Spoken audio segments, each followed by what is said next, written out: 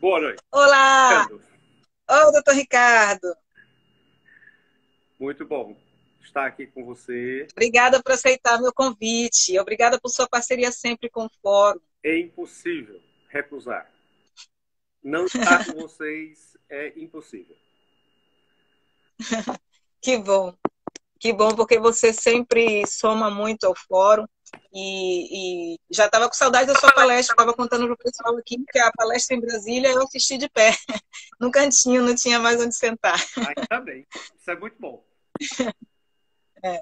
Então, eu vou apresentar como deve agora.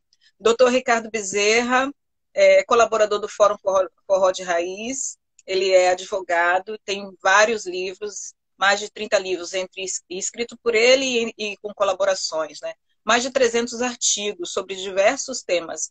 E um assunto que ele gosta muito é a contratação de artistas pela administração pública.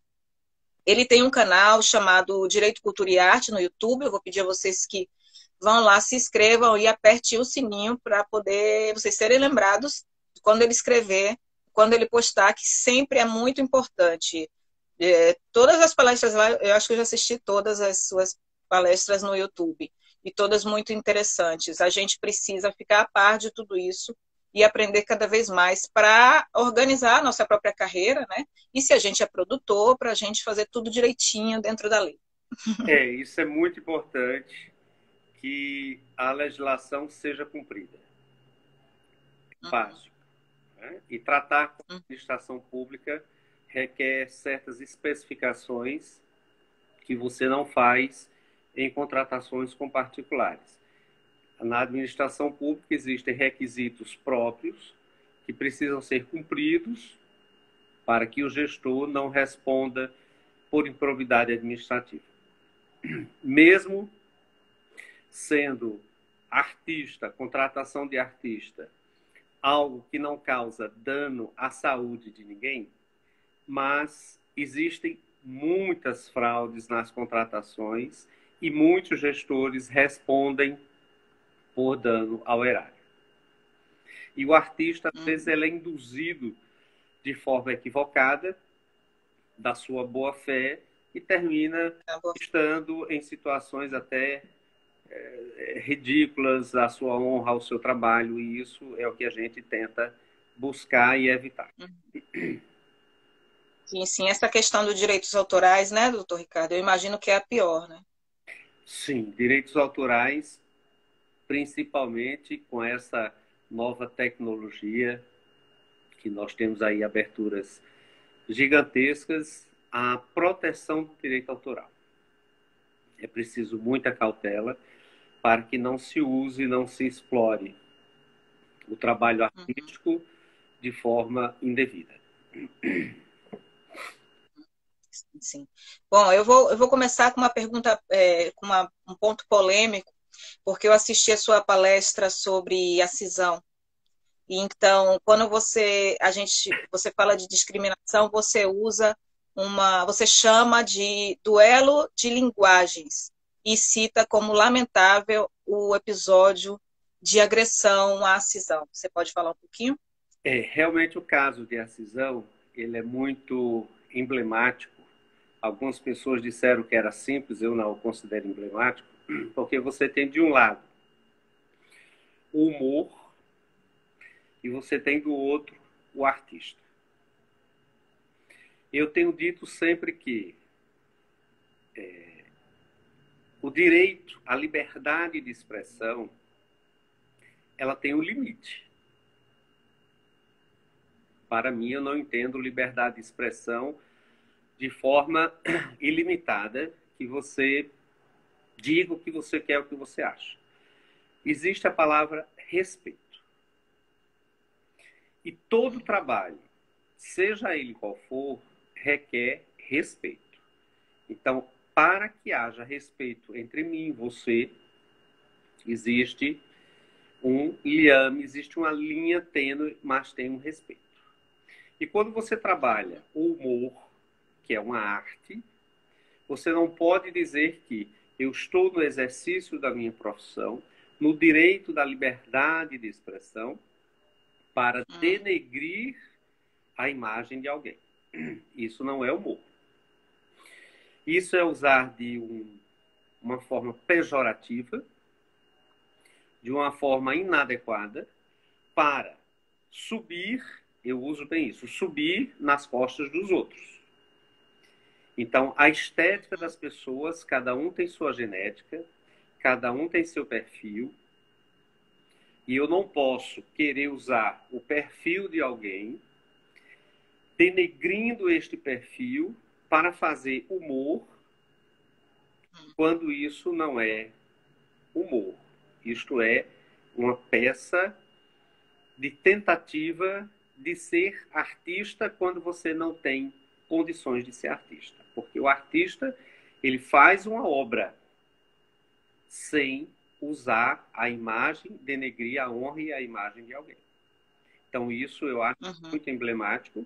Você trabalhar hoje com as duas linguagens, a linguagem musical e a linguagem do humor, aonde você vai usar essa desculpa de que eu sou humorista, eu posso denegrir. É a liberdade de expressão? Não. Liberdade de expressão, ela tem o respeito. O respeito, a honra e a dignidade das pessoas. É assim. Então é passível de processo, né? Eu entendo que sim. Se eu fosse assessor jurídico dele, eu realmente não deixaria por menos.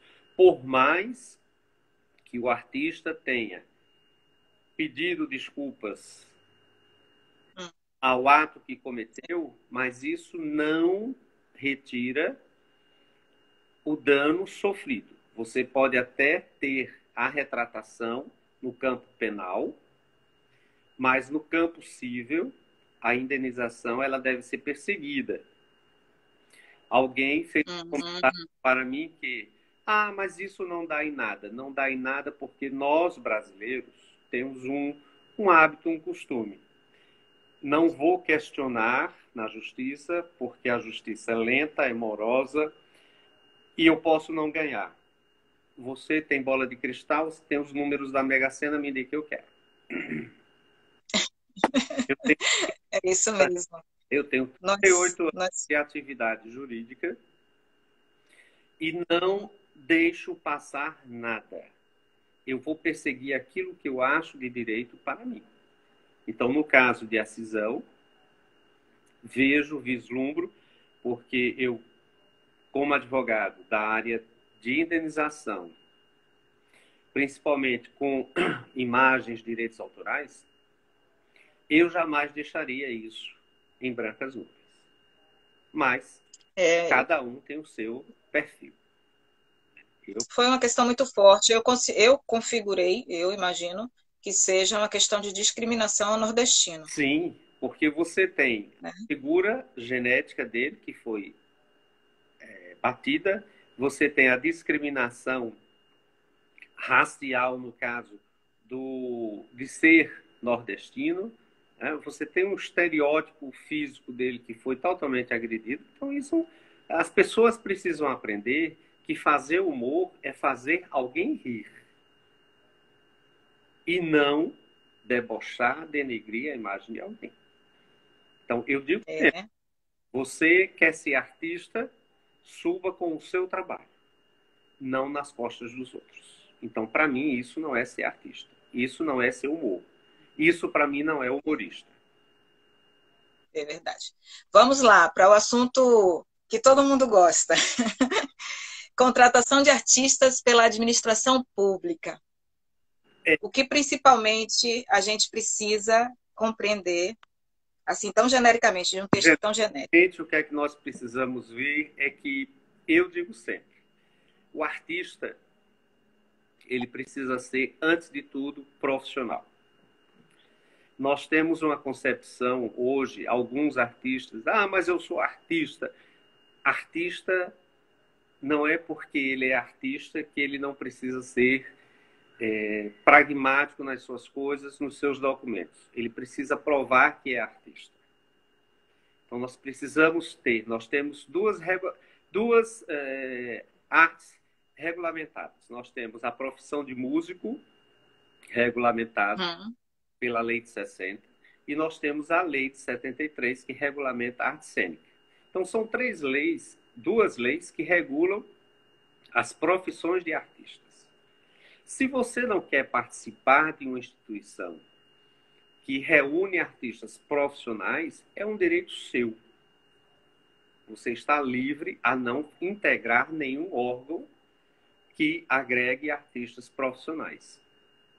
Mas para você provar que é artista profissional, você precisa ter ou a inscrição nesses órgãos que estão amparados por essas duas leis, ou que você tenha carteira assinada como músico, ou que você tenha documentos, contratações que expressem que você recolhe impostos como músico, como artista. Você precisa provar. E a administração pública, ela tem uma palavra específica: contratar artista profissional. Então, esse contratar artista profissional requer que você prove que é profissional. E como você prova que é profissional? Quando você tem a carteira da OMB, a KDRT, qualquer associação, porque às vezes dizem, mas a OMB ninguém é obrigado. Não é obrigado. Mas você pode ter uma outra instituição que reúna músicos profissionais e que ateste que você é um profissional. E você tem que provar, você tem que ter contratos, você tem que ter releases, você tem que ter notoriedade para poder contratar com a administração pública. Existem duas formas de você contratar. Por inexigibilidade, que você tem que ter os requisitos de comprovação de cachê, notoriedade e profissionalismo. A questão da comprovação do cachê. Por quê? Porque eu posso contratar a Alessandra e ela vai dizer, eu cobro X. Ela precisa provar que aquele valor dela é o valor do cachê dela. E como é que ela prova? Com os seus 3 últimos shows, suas 3 últimas apresentações, os cachês recebidos. Quando você quer provar a sua renda como qualquer outro profissional, o que é que você faz? Você não pega seu contra-cheque e prova os 3 últimos, média? A mesma coisa é o artista. Sim. E eu já me deparei muito com pessoas que não têm notoriedade, pessoas que não têm comprovação de cachê e querem ser contratados pela administração pública. Infelizmente, não pode. Há na administração pública a questão do fomento cultural. Para o fomento, aí sim, o gestor precisa saber fazer fomento, que é justamente para agregar essas pessoas que não têm condições de ser contratado por inexigibilidade e fazer editais, concursos, dar oportunidade para que essas pessoas possam se preparar para o mercado. Porque quando um órgão público ele faz um concurso, ele faz um edital, uma convocação e paga um cachê, ele está dando notoriedade, está dando material para você juntar a notoriedade e ele está dando um instrumento físico, que é um documento de nota fiscal, para que você prove o seu valor de cachê. Então, existem essas duas formas para você tratar o artista amador e o artista profissional. Certo, entendo. Esse é um assunto muito difícil dentro do forró, né? A maioria dos forrozeiros não são artistas profissionais. Eu digo sempre que os forrozeiros, eles sofrem muito, porque eles têm aquela linhagem mais simples, mas é preciso, hoje que já existe esse movimento todo do forró, as associações, como aqui na Paraíba, a Associação Balaio Nordeste, comandada por Joana Alves, essas instituições precisam agregar esse pessoal e fazer um trabalho de profissionalismo. Porque é necessário que haja. Tá? Existem... eu estou batendo com uma ação contra Campina Grande, a prefeitura. Sim, sim, já ia te perguntar sobre. Por quê? Porque eu entendo que a contratação, a prefeitura de Campina Grande, ela fez uma licitação para contratar uma empresa que fizesse a festa, a parte estrutural da festa. Neste contrato, Sim. colocaram de forma sobressaltada a contratação dos artistas. Artista não é contratado por pregão, é contratado por inexigibilidade. Então, isso, de qualquer maneira, prejudica o artista. Não sou contra nenhuma festa, nenhuma atividade, mas é a valorização do artista. O artista precisa lutar pela valorização do seu espaço. Nós temos mais artistas isso que é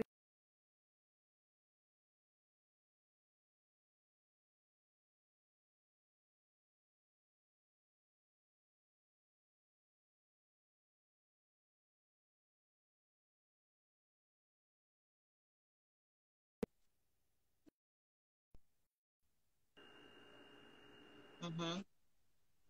Certo. Essa denúncia você fez ao Tribunal de Contas, né? Pelas irregularidades da contratação. Fiz uma denúncia ao Joana também de Contas, a Associação Balaio Nordeste fez outra, e eu tenho uma já tinha feito lá. Contra a Prefeitura de Campina Grande. Sim, eu queria que você falasse dessa ação, essa ação contra a descaracterização da festa, né? De Campina Grande. É muito interessante, tem uma frase no seu texto que você diz: não temos o maior São João do mundo, temos um festival de música. Exato. Essa? Exatamente. Eu entendo que você fazer festas populares, tipo Réveillon, e você colocar todos os gêneros musicais, perfeito, porque é um Réveillon. Né?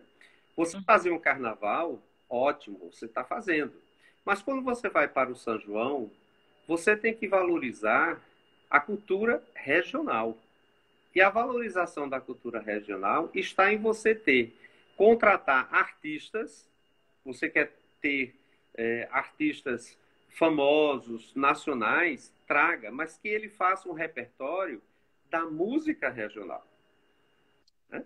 Para que valorize. Sim. Porque nós temos um trabalho de valorização, reconhecimento do forró como patrimônio imaterial. Ora, como nós fazemos um reconhecimento do patrimônio imaterial do forró, se na festa junina, que é a festa do forró, nós tocamos tudo, quase nada de forró. Se você for para Parintins, o que é que temos lá? Forró entra lá? Não entra. Você vai para o sambódromo, o forró entra? Não, lá é o samba. Você vai para a própria Bahia. No carnaval, não dá. Então você tem que ver, você vai para os rodeios no Centro-Oeste, é a música regional de lá. Então é preciso que as pessoas aprendam porque cada região tem sua cultura regional musical específica explorada e por que o Nordeste, no São João, não tem a valorização do seu patrimônio imaterial, que é o forró, valorizado. Eu fico questionando sempre isso a todos por causa dessa questão. Doutor Ricardo, mas lá em Campina Grande, vocês têm lá o reconhecimento do forró como patrimônio do Estado, não é isso? A Paraíba tem uma lei que reconhece. A Paraíba tem essa lei. Então você pode acionar, né, os meios legais para que que isso seja respeitado, porque existe uma lei. No caso aqui nós não temos. Eu fiz até a solicitação junto ao IFAM e é bastante burocrático para conseguir isso enquanto pessoa física, né? Bom, tudo que tem que juntar e regulamentar para que isso seja aprovado aqui. E é muito importante que a gente consiga. É ótimo. Mas mesmo que você não tenha, eu trabalho que na tese, se você pegar a história do forró, a festa junina, ela é a música regional. Ela é o forró. Né? Então, é uma questão natural. Então, quando eu vou contratar qualquer artista, Eu acho que todos os artistas deveriam participar, ótimo, mas que ele tivesse um repertório de valorização da música regional.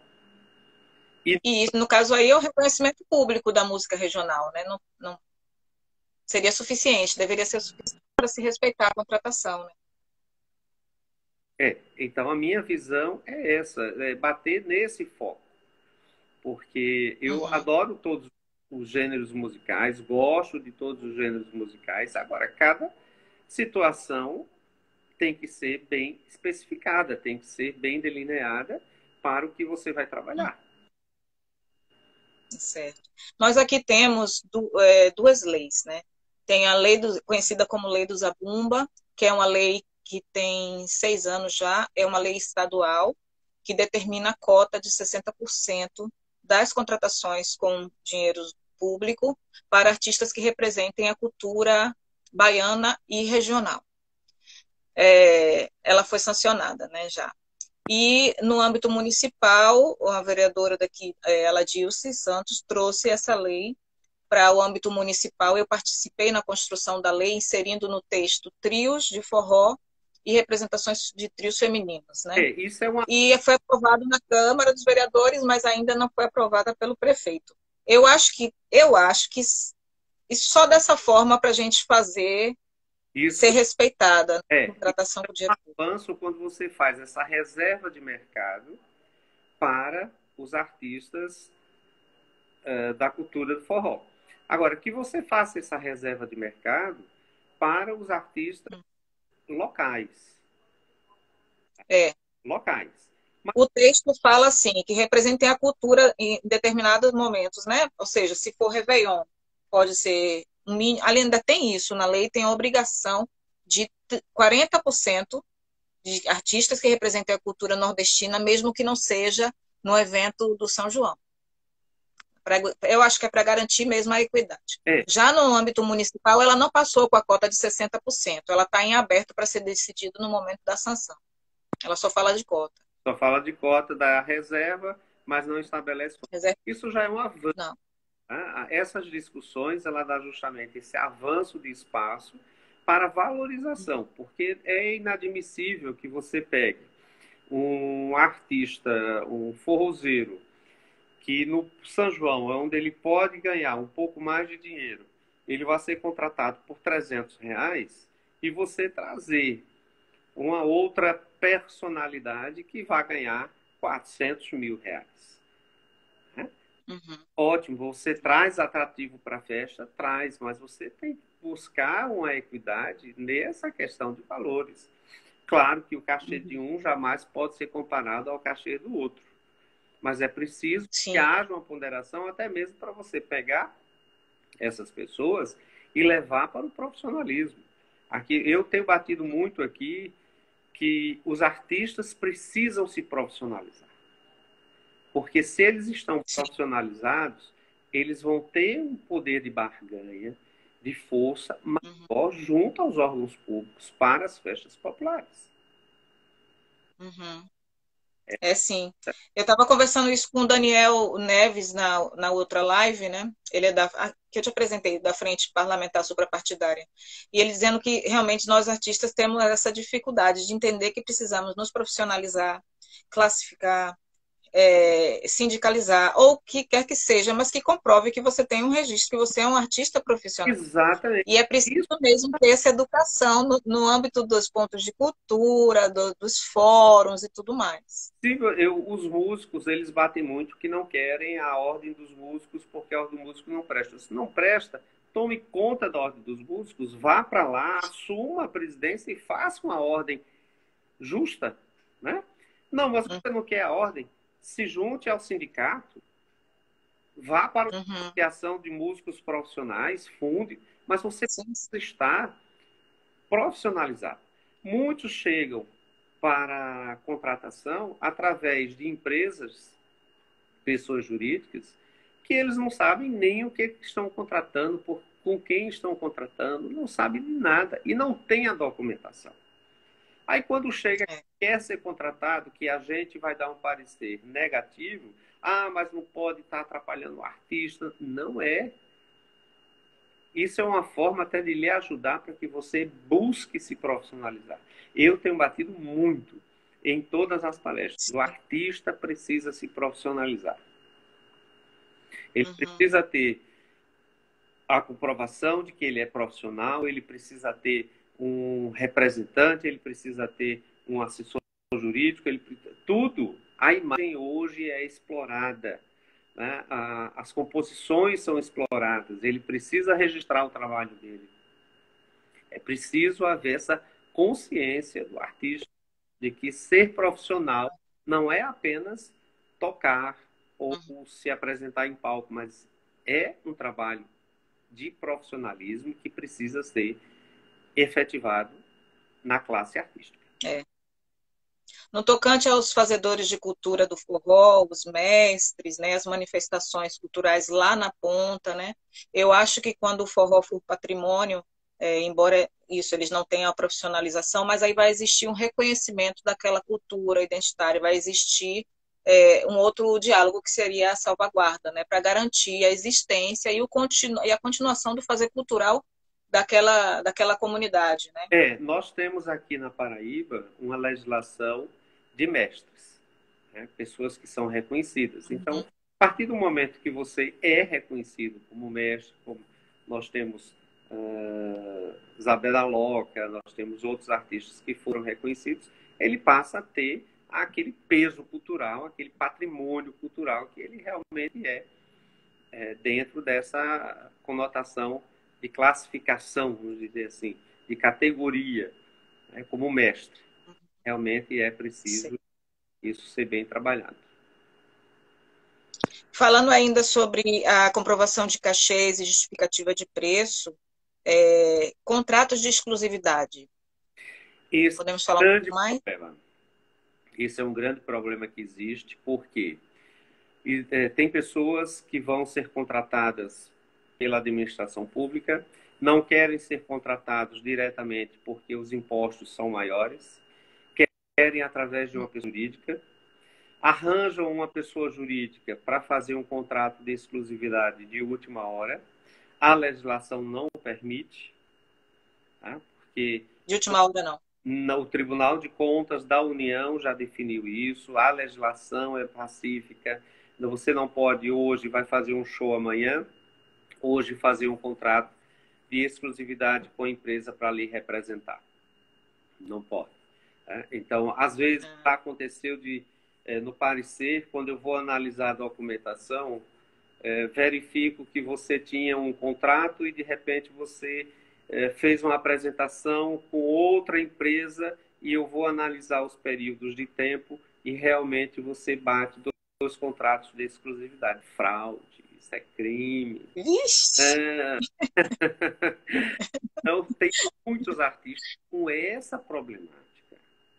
Porque, infelizmente, o contrato de exclusividade ele tem que ser feito com alguém que vá lhe representar, registrado em cartório, não é qualquer contrato que tem validade, ele tem que estar registrado em cartório e ele tem que ter, no mínimo, um ano de vigência. Tem gente que chega com um contrato de 6 meses e não tem validade jurídica nenhuma. Ele tem que ter, no mínimo, de um ano. Tá? Porque se você vai ter alguém que lhe represente, pelo menos 2 anos, 3 anos, porque no máximo 5 anos é o prazo máximo para um contrato. Mas que você faça no mínimo de um ano. Né? Entre 1 ano e 2 anos é o ideal. Mas o contrato de exclusividade é um grande problema, principalmente que o artista arranja uma empresa para lhe representar e quando nós verificamos, o KNAI da empresa não tem condições de lhe representar.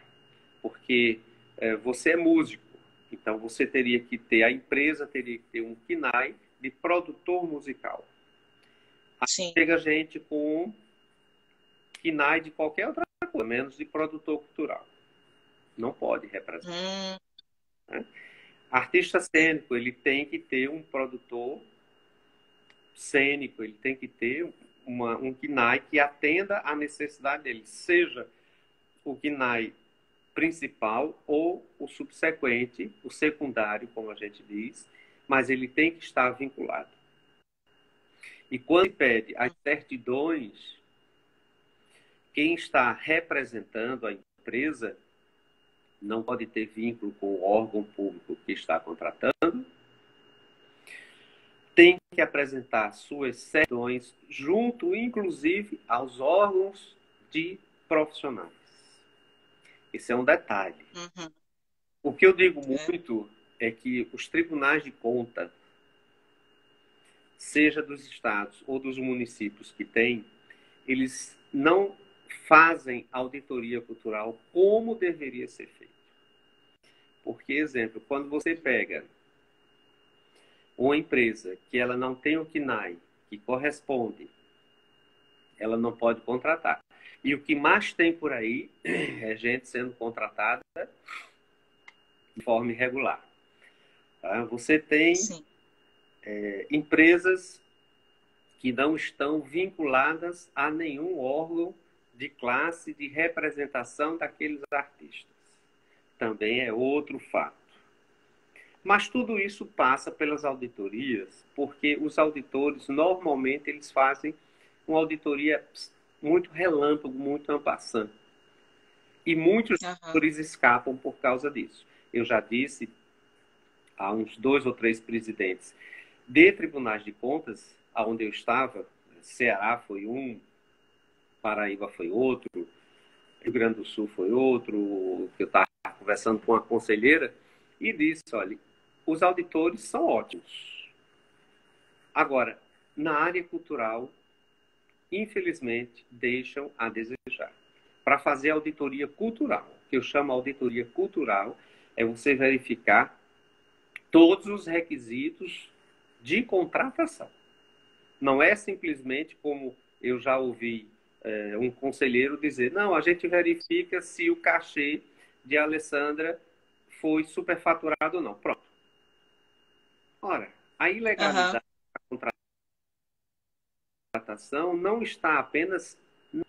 Esse é um dos itens.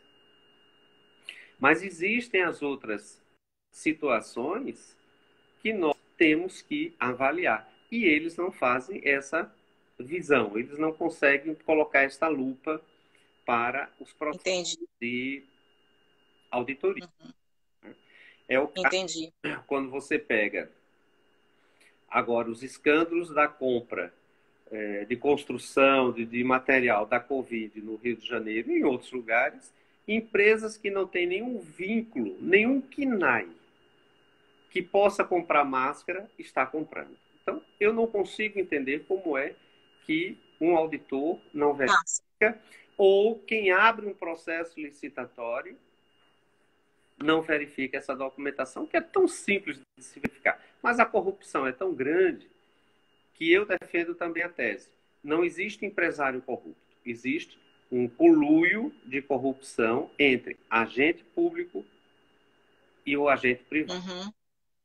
Sem um, o outro não vive. Você só consegue fazer uma corrupção na administração pública se tiver comparsa. Se não tiver, você não consegue fazer. É impossível. Doutor Ricardo, a gente entra aí num tema muito complicado, né? Mas que é preciso, em determinado momento, a gente vai, do fórum, né? Da abrangência do fórum, a gente terá que tocar nesse assunto, que aqui na Bahia é muito complexo, imagino que na Paraíba também estamos páreo aí, que são os, justamente você acabou de falar, sobre desvios, né? E cachês. Então, se tivesse realmente um propósito do Ministério Público, seria muito mais controlado. E nós, artistas, além de sofrermos a descaracterização da cultura e o problema dos cachês, ainda não conseguimos aceder aos editais, ainda temos que lidar com isso, que é muito superior a nós e ninguém quer embater, ninguém quer ir de frente, ninguém quer chegar a um gestor e dizer, eu quero, exijo ver as contas dessa contratação. A gente não faz.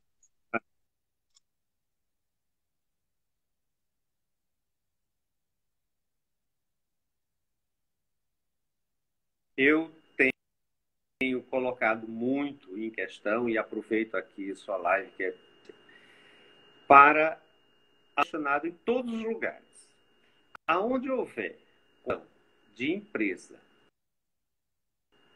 terceirizada para a realização de festas populares, verifiquem se o sistema, se for pregão, não pode haver contratatório, porque artista não pode ser contratado por pregão. Isso é o que está acontecendo demais. Isso é fraude. E as pessoas não conseguem entender onde é que está a fraude, mas também não pode dizer esse ponto, essa questão neofrágica das pessoas.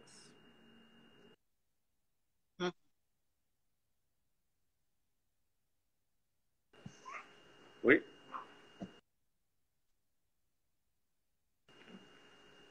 Oi. Espera aí, porque a imagem está travando um pouco. Eu vou perguntar ao pessoal se é só para mim aqui. Deu uma travada rápida aqui. Foi? Tá bom. Mas então, mim, continuamos. Tá. Então, então a gente ia entrar nesse... Ainda está travando um pouco para mim aqui a voz. Não sei para o pessoal aqui.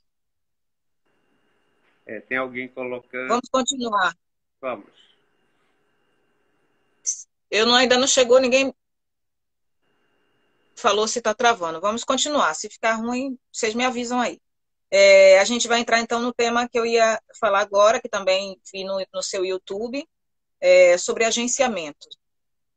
Me desculpe, primeiro eu queria agradecer Márcio Santos Produção, de Nádia Maia, e Sociedade dos Forrozeiros do Recife, que estão aqui apoiando a gente, divulgando nossas lives. Pronto. Agenciamento de artistas. É outro tema que também é bem complexo, porque, infelizmente, as pessoas precisam saber com quem estão agenciando e para que estão agenciando. Tem muitos artistas sendo agenciados com agenciadores que não têm condições, não têm capacidade, não têm estrutura para poder fazer isso. Então, realmente é um outro item muito delicado que tem que ser observado com muita cautela. Sim, o agenciamento é para profissionais, é para produtores culturais. Né? Para produtores. E ainda assim, é muita dúvida a respeito disso. As famosas notas fiscais. Né? Exatamente. As famosas notas fiscais, elas são bem complexas, né? Porque você ali está emitindo e eu quando vou analisar, eu verifico todos os requisitos da nota e a gente encontra muitas falhas, muitos erros na emissão das notas e isso, às vezes, prejudica o próprio artista na sua forma de querer provar o trabalho que ele está fazendo. Né? Porque a fiscal não traz o nome do artista, não traz o que foi que ele fez, o que foi que ele apresentou. Então, realmente, é preciso... Dizem que eu tenho um olhar de lince em documentação, porque realmente eu vou rapidamente, pego os pontos, não pode, glosa, mas não é que não possa, é que você tenta mostrar que a lisura na administração pública ela deve seguir os parâmetros que determina a legislação. Você tem como contratar artistas de várias formas. Né?